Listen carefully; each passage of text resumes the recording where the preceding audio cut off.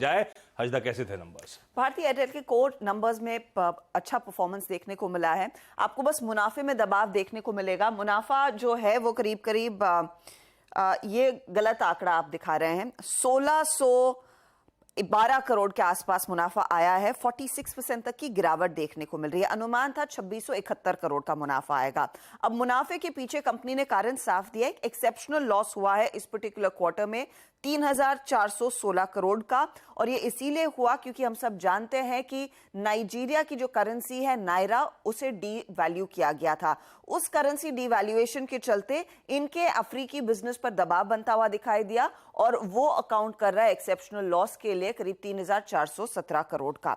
इसके अलावा अगर आप देखेंगे तो रेवेन्यू में करीब करीब 4% तक की वृद्धि देखी गई है। 37,440 करोड़, एक्सपेक्टेशन 36,520 करोड़ की थी, तो वहां पर उम्मीद से बेहतर प्रदर्शन। अब आप देखिए इबिटा के लेवल पर 5% तक की ग्रोथ, 19,746 करोड़ का आंकड़ा, अनुमान था ये 18,972 करोड़ पर आएगा, तो उम्मीद से बेहतर ये भी प्रदर्शन देखने को मिला है। मार्जिन्स थोड़े से स्टेबल रहते हुए 52.7% पर कंपनी ने मार्जिन्स किए हैं डिलीवर।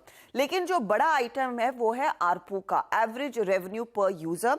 इसमें बढ़त देखी गई है। ये क्वार्टरली बेसिस पर 193 से बढ़कर करीब 200 पर आ गया। और साथ ही साथ आपको याद होगा कि भारतीय एयरटेल ने कहा था कि इनका मीडियम टर्म टारगेट जो आरपू का है वो 200 है, वो 200 अचीव हो चुका। अब याद रखिए इन्होंने लॉन्ग टर्म टारगेट 300 का दिया था, अब वो कितने समय में अचीव होगा उस पर ध्यान देना होगा।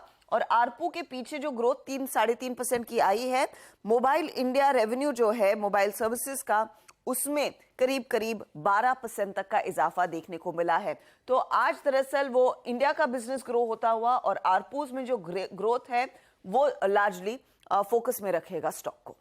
बिल्कुल अच्छे नंबर्स हैं भारती के, और आरपू मतलब एवरेज रेवेन्यू पर यूज़र। हालांकि कंपनी खुद कहती है कि इसका इतना सिग्निफिकेंस नहीं है, लेकिन ऑफ लेट जब से जियो आया उसके बाद से इसमें थोड़ा सा सिग्निफिकेंस है।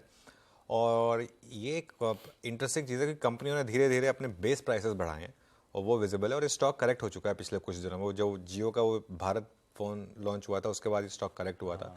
मुझे लग रहा है यहाँ पर थोड़ी सी जगह है आशीष, थोड़ी सी जगह है यहाँ पर अपटिक की। अच्छा, नंबर्स में कोई कंप्लेंट नहीं, वो प्रॉफिटेबिलिटी का आंकड़ा ठीक है। प्रोड्यूसर साहब, फ्राइडे है आज, इंटरनेशनल बियर डे है, तो थोड़ा हाथ इधर, ठीक है। भारतीय एयरटेल लेकिन सिर्फ प्रॉफिटेबिलिटी पर डैम्पनर होगा, वो भी इसीलिए क्योंकि करेंसी का इंपैक्ट था। धंधे से कोई लेना देना नहीं, और धंधे में आरपू हाईलाइट। पार्थिव, खरीदोगे क्या भारतीय अभी भी? यस डेफिनेटली, बिकॉज देखिए सबसे ज्यादा इंपॉर्टेंट पॉइंट ये है कि subscriber addition specially in postpaid का ट्रेंड, पोस्टपेड का जो कस्टमर एडिशन का ट्रेंड है बहुत ही फैंटास्टिक। गोज टू शो कि आरपूज यहाँ 200 रुपए पे थमेंगे नहीं। कंपनी का इवेंचुअल गोल है कि मिनिमम 300 रुपए होना चाहिए, तो यहाँ से एक इंक्रीमेंटल बेनिफिट आते रहेगा। भारती को काइंड ऑफ टाटा स्टील जैसा प्रॉब्लम है जो कोरस का एक्विजिशन है, तो ये भारतीय एयरटेल के लिए जो अफ्रीकन बिजनेस है उसके वजह से थोड़े वैल्यूएशंस बिल्डिंग रहते हैं, लेकिन वहां पे भी markets over and period of time improve होंगे। लेकिन आई थिंक जो कोर मार्केट्स इंडिया का मार्केट वो अच्छा परफॉर्मेंस दिखा रहा है, तो हमें लग रहा है कि आई थिंक अभी तो काइंड ऑफ ड्यूप्लिस्टिक हो गया है। लिस्टेड स्पेस में 2 ही कंपनी है, जियो और भारतीय एयरटेल, जहाँ पे ज्यादातर इन्वेस्टर्स इन्वेस्ट कर सकते हैं। तो भारतीय एयरटेल में इंक्रीमेंटल फ्लोज आएंगे और business performance core operational front पे बहुत अच्छा है। इसमें कोई डाउट नहीं, भारतीय एयरटेल फंडामेंटली अट्रैक्टिव लगता है। लेकिन आज चार्ट्स पे कैसा प्लेस है रीसेंट वीकनेस के बाद? सावंत साहब।